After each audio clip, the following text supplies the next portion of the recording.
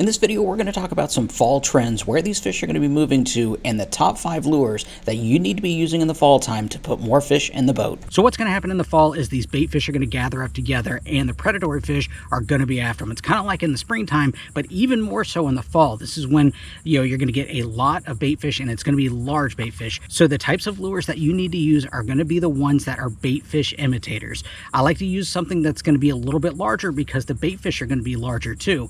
And I like something that's going to be able to cover some ground. Now, one thing you're going to hear me say throughout this video is going to be the term versatility. And the reason why is because in the fall time, you never know what you're going to get. You could get a slick, calm day like we have today, or the wind could be blowing 20 plus miles an hour. So you got to have lures that are going to be able to fish in different conditions, and you got to be prepared for those conditions. So let's talk about it. So first lure I'm going to recommend is going to be a topwater, especially first thing in the morning. And in the summertime, what happens is first thing in the morning, your bite is usually good.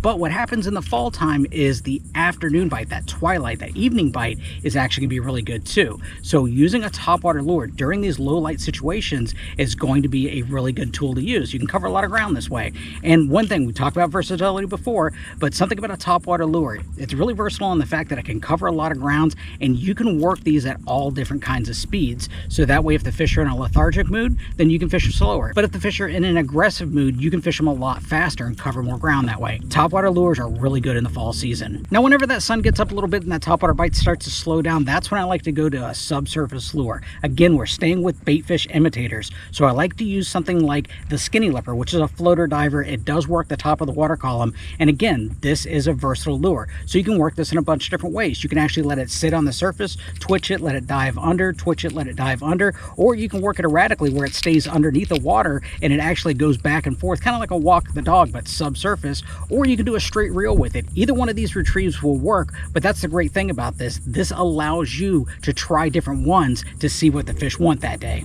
Now, the next lure that I'm going to talk about is paddletails, and not just any paddletails. I like going up to larger ones. So a lot of times in the summertime, we're going to be using that 4-inch, that medium size, but in the fall, I like to go up to a 5-inch. This is our new Mulligan. This is the 5-inch Mulligan, or that bomber that we have. Either one of those are going to work, but because the bait fish are larger, you need to go up in size in your lures. So go up from those 3 and 4-inch lures, go up to that 5-inch, especially one like this that's got that really wide body on it. That's going to disperse a lot of water, and especially with that big paddle tail on the back, it's going to put off a lot of vibration, and the fish are going to be able to find it amongst all that bait a lot easier. Now, we talk about versatility again.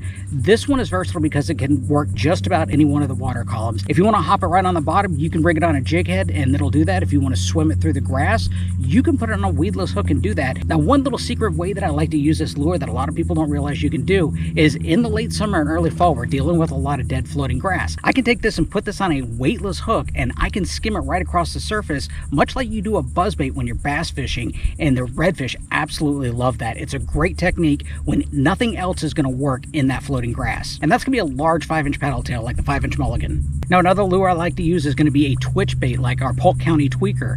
Now, again, this is a very versatile lure. There's many different ways you can rig this. The two popular ways that you're going to see this rigged is, one, it's going to be on a weedless hook like a Haas Helix hook, and you can twitch this right along the bottom in shallow water whenever it's slick calm out there, and it's a really good presentation for weary and spooky fish. This doesn't put off a lot of vibration, so you can get real close to those fish and not scare them off. Another popular way you're going to see this rigged is going to be on a jig head, and how I like to work this on a jig head is I actually like to work it fast and erratically, twitching my rod tip much like you're doing a topwater walking the dog, but it's underwater. And what that's going to do is it's going to cause this lure to twitch around really erratically, and whenever there's a little bit of chop on the water or the fish are in aggressive mood and you need your lure to stand out amongst all that bait, a nice erratic retrieve can help bring attention to your lure. So these are great. This is the Polk County Tweaker. Now, here's one that a lot of people don't think about in the fall time, but it's a great bait fish imitator, and that is going to be the jerk shad. I like using a 5-inch jerk shad in the fall time, and I'll rig these differently depending on what I need to do. So again, if I'm fishing a slick, calm day like this,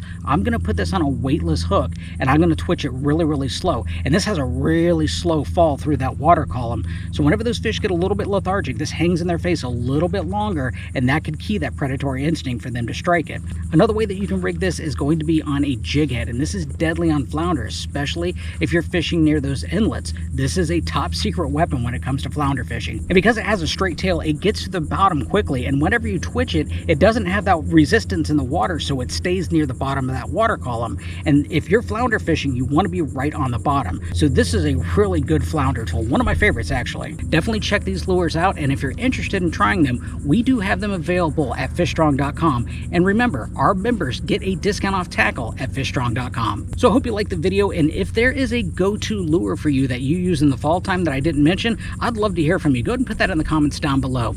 As always, I really do appreciate you watching. Now go get them. Bye.